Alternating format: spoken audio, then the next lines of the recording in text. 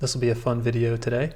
I'll be painting these areas where the light and shadow meet, sharing some technical principles and also poetic implications. When the sun rises or the sun sets, I think we are all drawn to these moments of transformation, the front lines of the light against the darkness.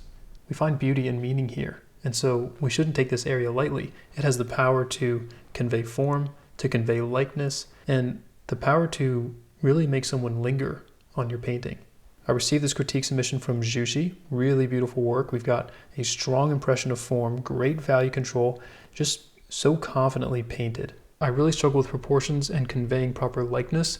Most of my portraits end up looking cartoony, and it's really bothering to me. Let's first address the likeness. As always, I'll start with the light source, which is coming mostly from the left, a little bit above, as you can see by the slight angle in this cast shadow from the chin. And the light is also a little head-on, only a little bit. If it was more head-on, we'd have light in these planes here. So that helps us envision where the light source is in 3 dimensions, and then separate the light from the shadow.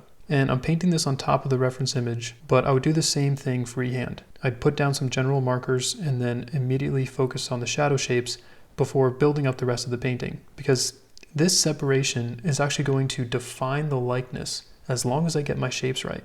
Look at how I haven't even defined the outer edge of his face, and we have his likeness. I haven't tried to draw the eyes or the nose or the mouth.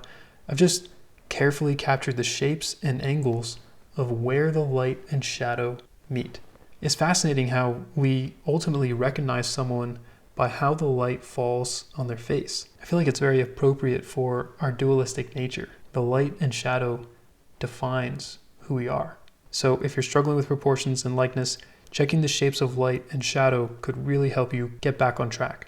Now let's focus on the form, and I'll return to Zsuzsi's painting. My issue with this is how these shades feel blended together rather than really capturing the transition from light to shadow. Think about a sunset, a sunrise, how the light is most colorful right at the edge of shadow. We can see that happening right here on the nose, but it's also subtle in here, and even in the hair in here. So rather than just take these two colors and blend them together, I'm going to put in that increased saturation to capture the light better. And it's also important to define what kinds of shadow edges we're dealing with. This shadow is casting a silhouette from the hair, and then as the angle turns, it becomes form shadow, where the forehead is turning away from the light, dropping off as a gradient. So even though the light is very harsh, I could confidently sharpen my cast shadow and soften my form shadow to capture the 3 dimensions. And then I could put the details and texture on top, which is another thing. Because the light is dropping off here, the tiny bumps on the skin are being accentuated, like how the craters in the moon are accentuated before it completely falls into shadow. So it's actually right here, where the light and shadow meet, that we will be defining the texture of skin. And highlights also play a significant role with texture, but this gradient shouldn't be butter smooth. It needs to be a scattering of values that appears to be a gradient from a distance. So I can't take this value and put it here, but I can take this darker value and then push it into the shadows, and then this one for this area. And that's how I maintain the impression of a gradient. As I work my way through these areas between light and shadow, I'm strengthening the definition of form. I just think it's so fascinating that it's the tension between the light and shadow that defines our experience. We live in a world of light and shadow. We need both in order to make sense of what we see, literally. And if everything was lit, we wouldn't know how bright, how warm, how good the light really is. Will the light overcome the darkness? Wrestling with that question is inherent to our human experience.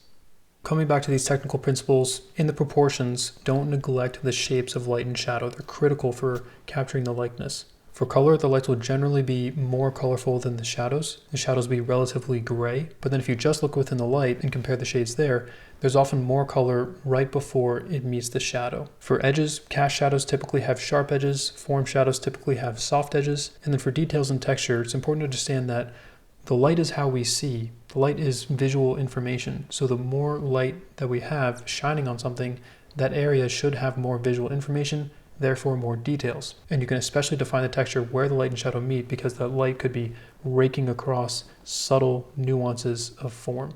And I think I think that's all we learned on the technical side of things. Maybe a bit more on the poetic, but I want to thank all of you because lately my life has been hard. But seeing your responses to these videos, seeing how the critiques are changing people's perspective, it's really fulfilling. I'm not lost in the darkness. I'm at the edge of light, and the sun is rising. So thank you for being a light to me, and I hope that I've been a light to you. I wish you all happy painting and have a beautiful day.